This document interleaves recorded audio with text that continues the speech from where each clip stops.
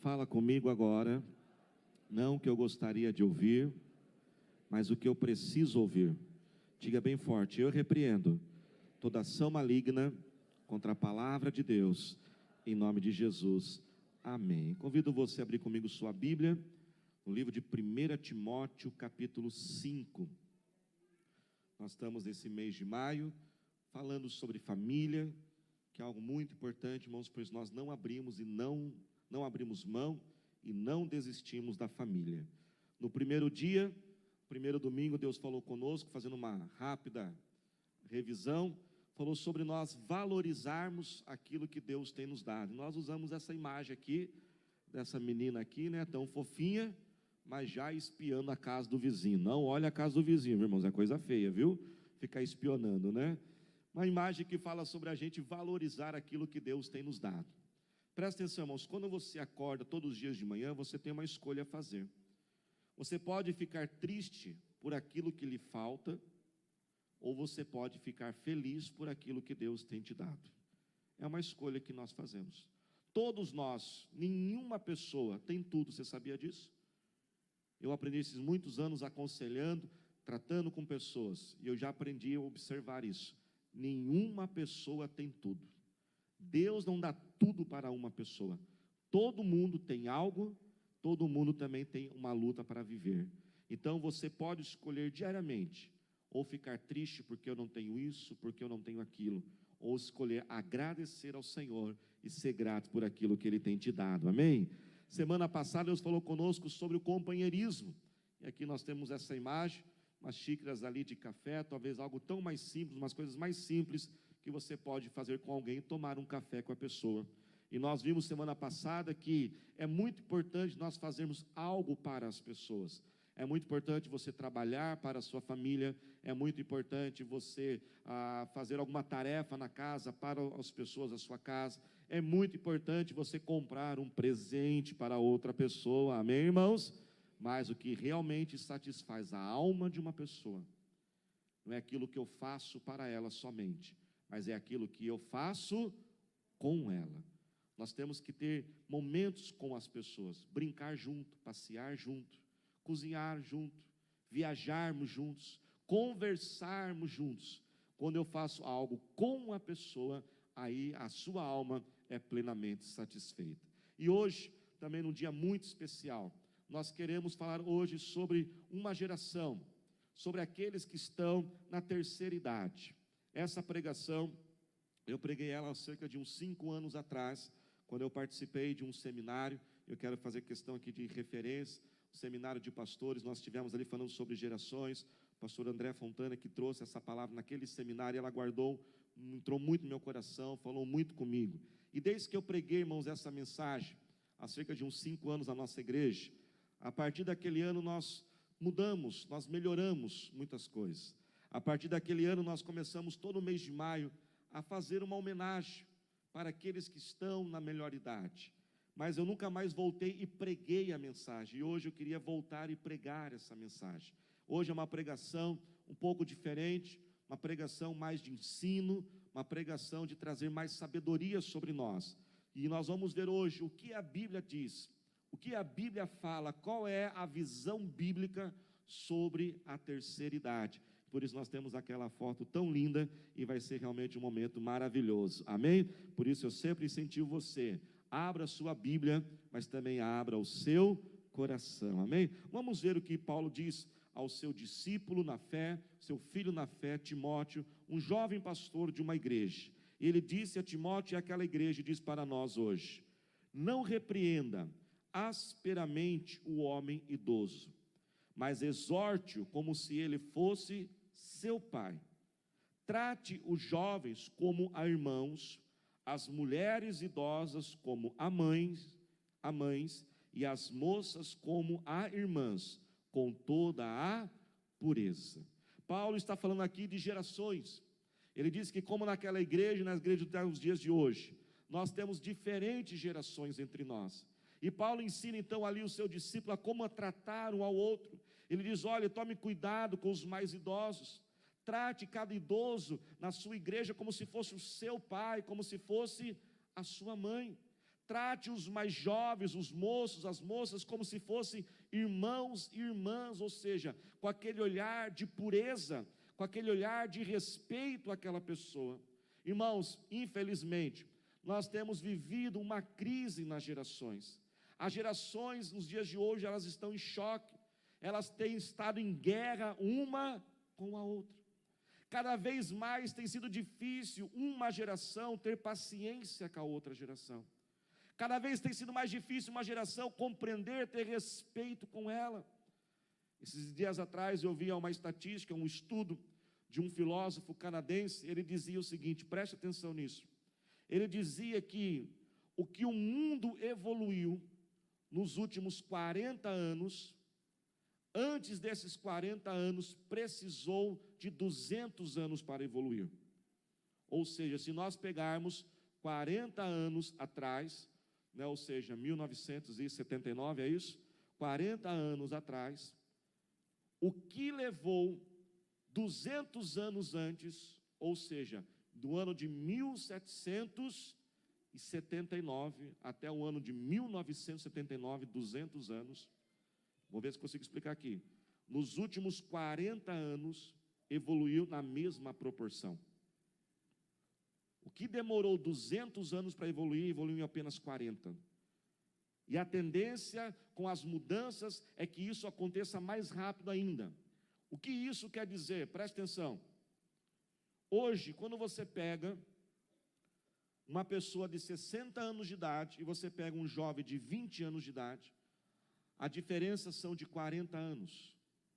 Mas segundo a tese desse filósofo, essa diferença seria a equivalente a 200 anos. De tão diferente do que é o mundo hoje de um jovem de 20 com um idoso de 60. A forma como ele vê o mundo, as suas músicas, as suas roupas, a sua linguagem, os seus valores. E não tem sido fácil, e esse choque de geração está muito presente dentro das casas, aonde cada vez mais essas gerações têm se agredido, e nós não temos tido a paciência, e nós não temos sabido como lidar com isso. Uma geração, ela se veste de um jeito, mas a outra geração, ela se veste de outro. A geração mais antiga, ela se veste para cobrir o corpo. A outra geração parece que não é para cobrir. E às vezes tem alguns até uns certos exageros, né? Parece que eles já se vestem, alguns meninos, para que a cueca seja mostrada, né? E eu fico me perguntando, quem quer mostrar a cueca? Quem quer saber a marca da cueca, que é Zorba, que coisa, irmãos, né? E eles põem a calça e dão uma baixadinha, né? Assim as gerações. E preste atenção, irmãos, uma das coisas mais feias que existe, sabia? As coisas mais feias que existe é você achar que aquilo que a outra pessoa está passando é mais fácil do que a sua luta. É uma das coisas mais feias que existe. Quando às vezes nós olhamos um adolescente e às vezes a gente despreza a luta do adolescente. Esse menino aí. Não sei o que com essa coisinha aí. Irmãos, nós temos que compreender, porque às vezes nós temos que lembrar também que a gente já foi adolescente. E você, por exemplo, já viu adolescente apaixonado, irmãos? Que desgraça. Adolescente apaixonado, né?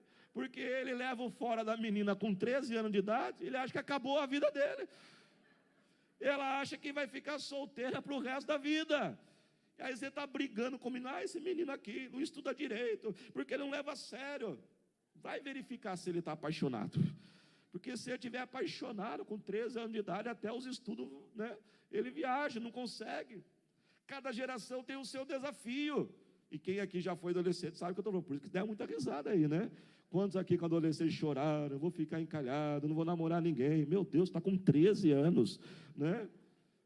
Outro dia, eu estava no banco e tinha um casal de idosos na minha frente. E ali o senhorzinho, ele estava se esforçando muito para conseguir sacar um dinheiro no caixa eletrônico. E eu percebi, irmãos, que ele começou a ficar angustiado. Ele começou a ficar meio nervoso, até suava. Ele apertava, tirava. Até, irmãos, que ele conseguiu. E quando ele conseguiu, eu fiquei observando, né? Minha cara, vocês são muito observador. Quando ele conseguiu, irmãos, Ele estufou o peito, cutucou a veinha dele e falou assim: viu que eu consegui fazer um saque, né? E deu um sorriso. Eu falei: meu Deus, como a gente tem que respeitar as gerações, como a gente tem que respeitar as diferenças. Talvez para mim que é algo tão simples, mas para ele era o desafio dele.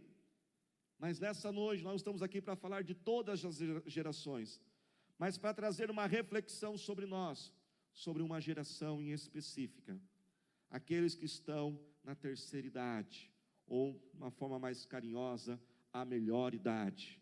Apesar que uma vez o irmão falou assim: pastor, por que o senhor fala melhor idade? Não tem nada de melhor idade, né? Mas é uma forma da gente dizer. Mas afinal de contas, quando que começa essa melhor idade, né? Alguns estão esperando: será que eu vou ser homenageado hoje, né? Que idade que o pastor vai falar? Eu brinquei recentemente que era a partir dos 40, porque a pastora Thalita fez 40 esses dias. Quase fui dormir no sofá aquele dia, viu, irmãos? Nunca mais eu brinco isso.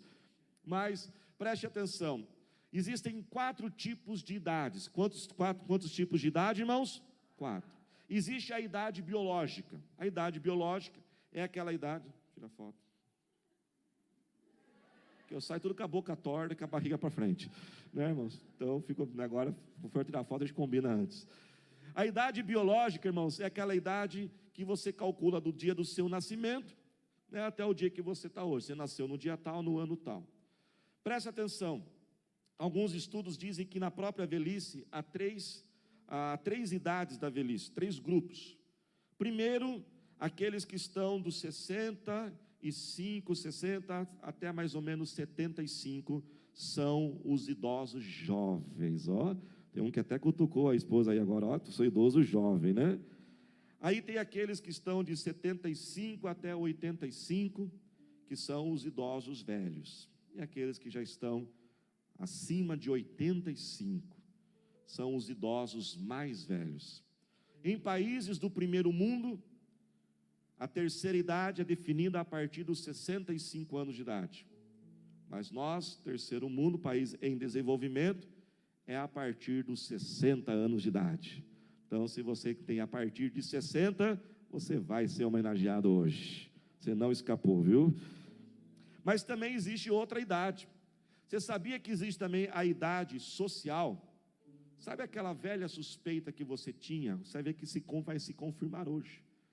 Aquela pessoa que você olha assim, na idade biológica ela é nova, mas já é velha, sabe? Né? É a idade social, né? Na biológica ela é nova, vocês vão ter um eu aí, né? Mas a roupa, as músicas que ela escuta, né? o assunto que ela conversa, ou seja, na biológica é nova, mas no social já é velho. Sabia que também tem a idade psicológica? Diga comigo: ai, ai, ai. Aquela outra suspeita que você tinha, que às vezes na idade biológica, às vezes a pessoa tem 30 anos, mas na psicológica só tem 15, né? Não é aquele meninão. Paulo dizia: quando eu era criança, eu falava como uma criança, eu pensava, eu sentia como uma criança. Tem gente, irmãos, que a idade biológica avança, mas a idade psicológica não. Às vezes tem 30, 40, 50, mas é uma crianção. Qualquer coisinha que fala, já fica magoadinho. Qualquer coisinha, não vou mais, né? Fica emburrado. O chefe fala: é muito mimimi. Fala para o irmão: para de mimimi. Fala para ele: vamos crescer. Mas também temos a idade cronológica,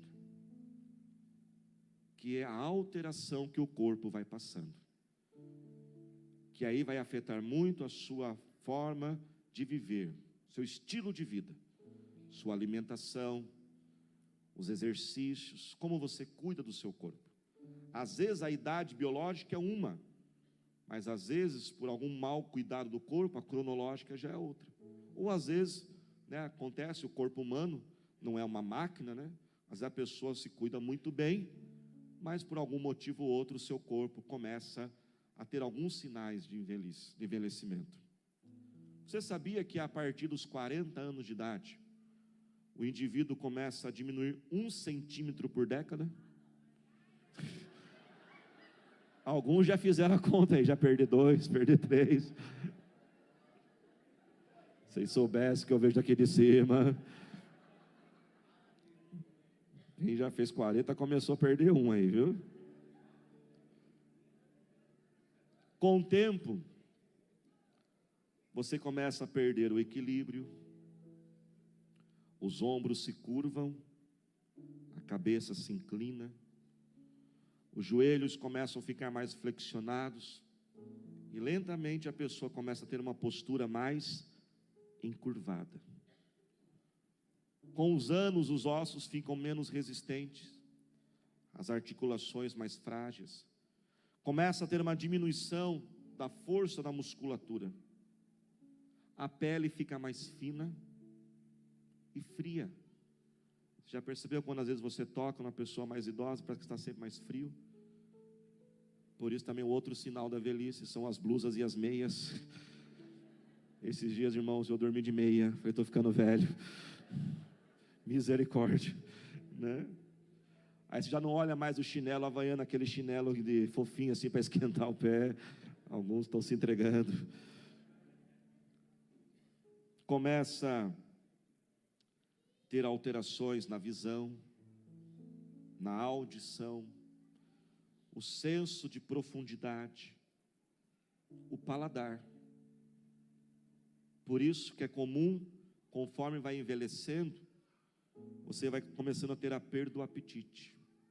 Esses dias eu conversava com meu pai, que daqui a alguns meses fará 79 anos, e ele dizia: Daniel, eu não estou mais sentindo o sabor dos alimentos. A comida já não tem mais aquele mesmo prazer, porque já não sente mais o mesmo sabor. Os cabelos vão mudando, as unhas, os pés, o corpo começa a passar por um processo. Salomão, no livro de Eclesiastes, capítulo 12, um dos homens mais sábios que já existiu, provavelmente o mais sábio, ele relatou um texto lindo, mas ao mesmo tempo, um texto de dura realidade sobre a velhice. Eu queria que você escutasse, eu estou trazendo aqui numa versão diferente, a versão A Mensagem. Preste com muita atenção, Eclesiastes capítulo 12, nessa versão.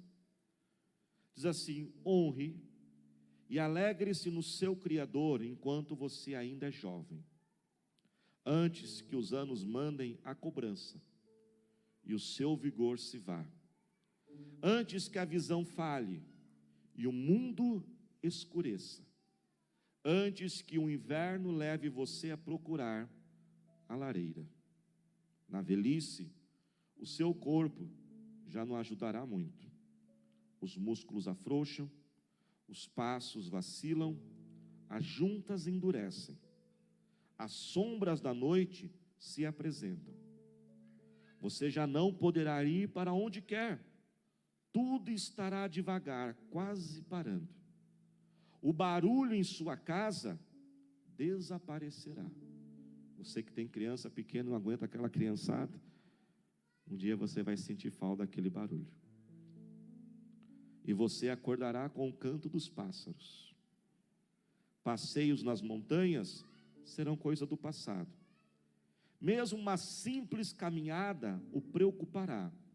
O seu cabelo branco será como flor de macieira, adornando um corpo frágil como um cristal. Eclesiastes 12. Uma pesquisa revelou as 10 maiores preocupações daqueles que estão na velhice. E é muito importante nós que ainda não estamos, nos prepararmos e pensarmos também. Eu queria que você refletisse sobre aqueles que estão na velhice na sua família. A maior preocupação daqueles que estão na velhice, com 60%, é a perda da autossuficiência. É o medo de que ter que depender dos outros. Por isso que é muito importante você mostrar para os seus pais, os seus avós, tios idosos, que tudo que você está fazendo para ele não é um peso, que ele não está atrapalhando a sua vida, porque o que ele menos quer é sentir que ele é um atrapalho na vida dos seus filhos, dos seus netos. Ele não ter mais a suficiência própria, ter que depender para comer, depender às vezes para tomar um banho, depender às vezes para trocar uma roupa, é o medo número 1. O segundo é a perda da agilidade física. Depois é a perda da agilidade mental. Quarto é ser um fardo para os membros da família. 5, não ter dinheiro para viver com conforto. Sexto, não ter dinheiro suficiente para arcar com os custos médicos, que são muito elevados na velhice. 7º maior medo, ser abandonado e ficar sozinho. 8º maior medo, morar em um lar para idosos. 9º maior medo, perder o contato com os familiares e amigos. E o 10º, ter que morar com um membro da família, que volta ao outro medo, de ser um fardo e um peso. O salmista, no Salmo 71, ele expressou isso. Eu queria que você abrisse comigo, Salmo 71, verso 18. Quando ele fala desta angústia da velhice, e o medo do abandono, de se sentir sozinho, de sentir que agora todas as suas faculdades, suas habilidades mentais, físicas, começariam a ficar comprometidas. E no Salmo 71, verso 18, o salmista então declarou: agora que estou velho e de cabelos brancos, não me abandones, ó Deus, para que eu possa falar da tua força aos nossos filhos e do teu poder às futuras gerações. Agora que eu estou velho, não me abandones, Deus.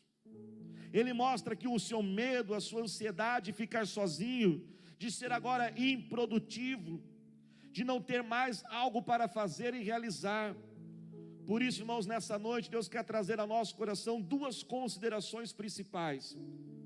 Depois de nós vermos esse cenário da velhice. Primeira consideração: nós temos que assumir a responsabilidade de mobilizarmos aqueles que estão na terceira idade, de engajá-los em atividades e tarefas, para que eles não vivam sozinhos, abandonados e parados, simplesmente esperando a velhice aumentar.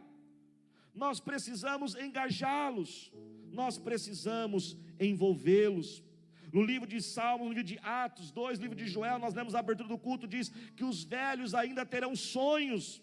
E eu creio que Deus trouxe cada um de nós aqui nessa noite, para nós sermos usados por Deus, para fazermos que os nossos jovens, nossos idosos, aqueles que estão na velhice, eles possam ainda sonhar, ter projetos e atividades na sua vida, até o último dia, e estar ali engajados.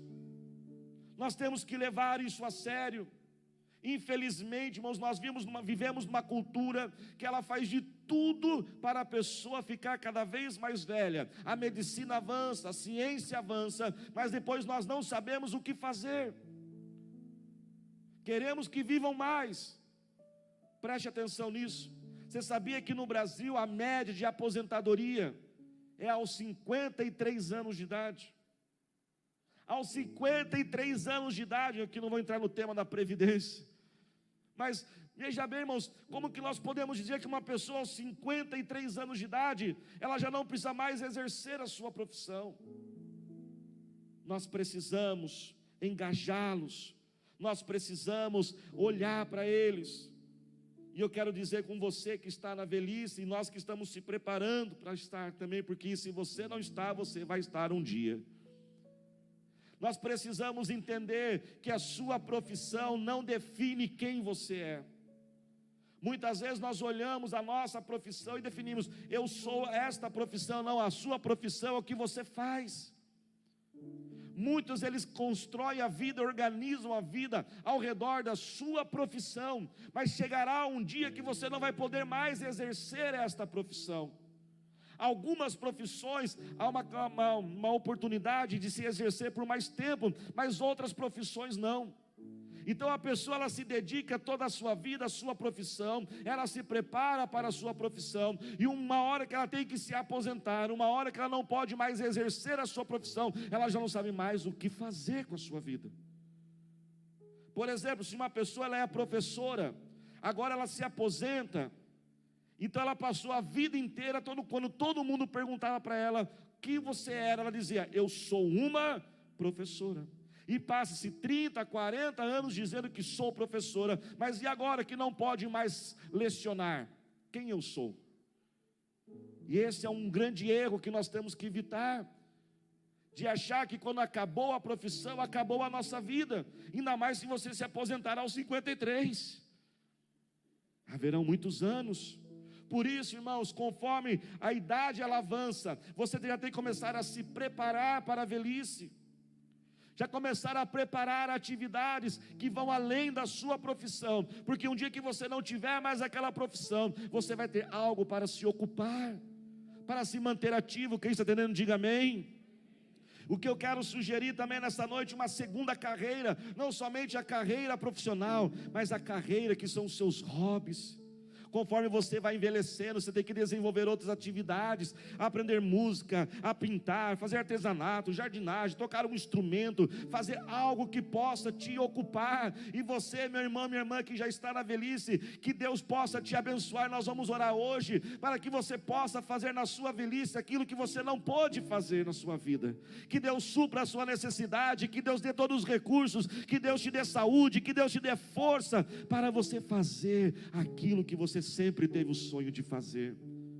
Conforme a idade vai avançando, nós temos que sair das atividades físicas para também as atividades mentais que nós podemos exercer por mais tempo. Mas nessa noite, eu queria encorajar você não somente a desenvolver uma carreira dos hobbies, do lazer, das atividades, mas uma carreira, irmãos, maravilhosa, que tem sido realmente fundamental, que tem sido uma bênção na vida de muitos daqueles que estão na melhor idade, é aqui exclusivo também na nossa igreja, onde eu falo com muita alegria, com muito orgulho, com muito amor no meu coração, convicção, que é a carreira ministerial. Diga comigo, a carreira ministerial. Você viu que o salmista disse? Ele pede: Senhor, não me abandones, me dá força. Para quê? Força para falar para outra geração do amor de Deus, para falar do poder de Deus, para ser servo de Deus, ser um instrumento poderoso de Deus até o último dia da minha vida. Por isso que eu amo o Senhor Jesus, eu amo a igreja do Senhor, que ela dá oportunidade, mesmo para aqueles que estão na velhice, serem uma bênção de Deus na vida de outros. E eu louvo ao nosso Deus pela nossa igreja, que tem este amor, que dá oportunidade de ser um diácono, ser uma diaconisa, de exercerem uma atividade, há uma escala para cumprir, há uma reunião para estar ali, e aquilo os ocupa, e aquilo traz eles em movimento. Por isso, se envolva nos ministérios, porque isso vai continuar a trazer alegria ao seu coração. Mas eu também quero especificar, falar, irmãos, das nossas células, como elas têm sido uma grande bênção para aqueles que estão na melhor idade. A oportunidade de ser anfitrião de uma célula, talvez aquela casa que passa em silêncio a maioria dos dias, que ninguém talvez vai visitar, você pode abrir a sua casa para uma célula, e ali receber as pessoas, fazer aquele cafezinho, arrumar aquela sala, aquelas cadeiras, e fazer da sua casa e da sua velhice um instrumento poderoso de Deus para ir abençoar outras pessoas, para ser também um líder de uma célula. Ah, irmãos, como eu amo os nossos líderes de células que estão na melhor idade. E eu quero falar algo aqui que talvez eu acho que eu nunca falei. Olha, irmãos, nossos líderes de células da melhor idade são os melhores líderes de células. Eles não faltam do Tadel, eles entregam os relatórios, tudo que eles vão fazer, conversam com os supervisores. E nesta semana, irmãos, justo nessa semana Deus preparou, na quarta-feira nós consagramos mais um líder de célula, o irmão Jurandir, aos 74 anos de idade. Vamos aplaudir Jesus por isso. Falou: pastor, pode contar comigo, eu quero trabalhar para Jesus. O Espírito Santo virá, os jovens terão sonhos e os velhos terão visões e projetos. Deixa Deus te usar. Se você fosse completar o versículo: Senhor, não me abandones, para que eu possa, com o que você completaria esse versículo? Vamos, irmãos, mobilizar, vamos nos engajar, vamos envolvê-los nas nossas vidas, o que nos leva a uma segunda consideração: os idosos têm que ser valorizados. Nós temos que valorizar eles, honrá-los, envolvê-los na nossa vida. Às vezes nós pensamos, nossos filhos, a faculdade,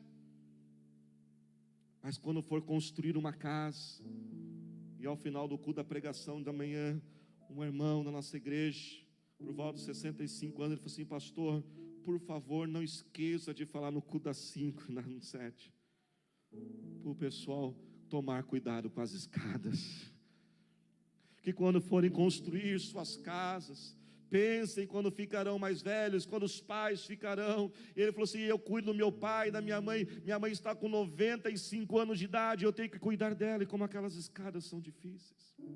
Às vezes nós não envolvemos eles, irmãos, nós temos que honrá-los. Certa vez ouvia de uma pessoa, de um idoso dizer: olha, o domingo é o dia mais triste da minha vida. E a pessoa perguntou a ele: mas por quê? Se todos os domingos a sua família inteira vai almoçar na sua casa. Ele falou: exatamente por causa disso. Porque quando eles vão almoçar domingo na minha casa, eles ficam entre si no celular, eles ficam conversando entre eles, eles já não querem mais escutar as minhas histórias, porque quando você vai ficando mais velho, você vai ficando repetitivo.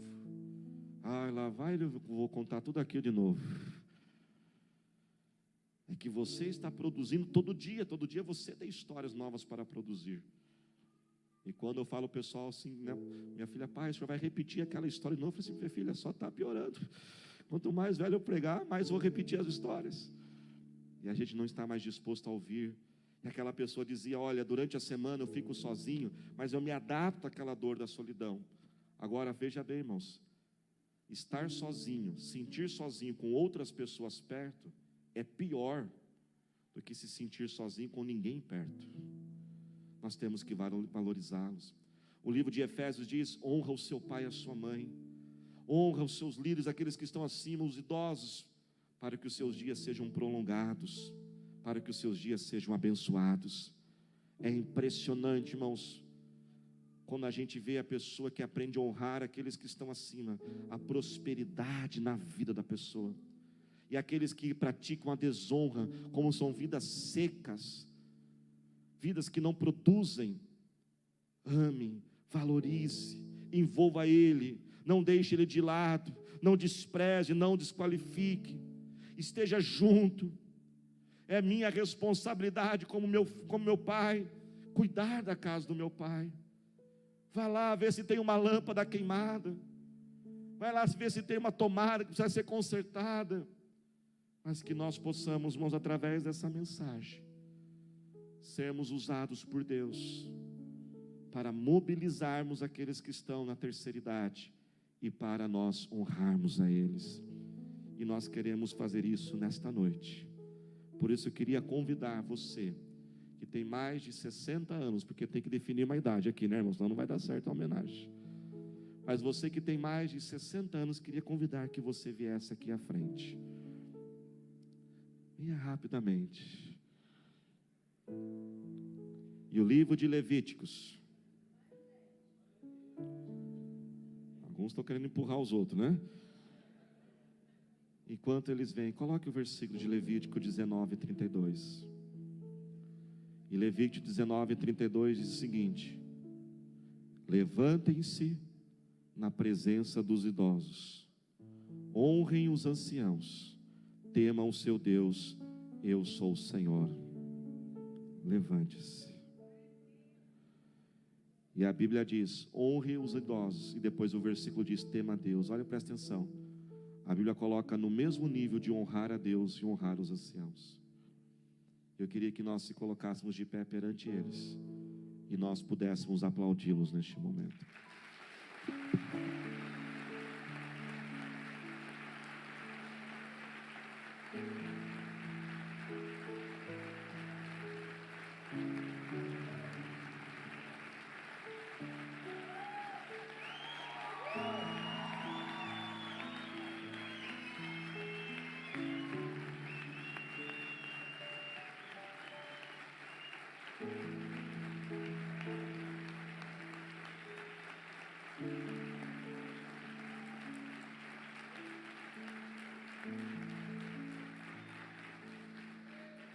Nós queremos nessa noite, através dessa ação, dizer que nós amamos vocês. E em nome da geração mais nova, pedir perdão. Se às vezes nós temos ficado presos na nossa correria.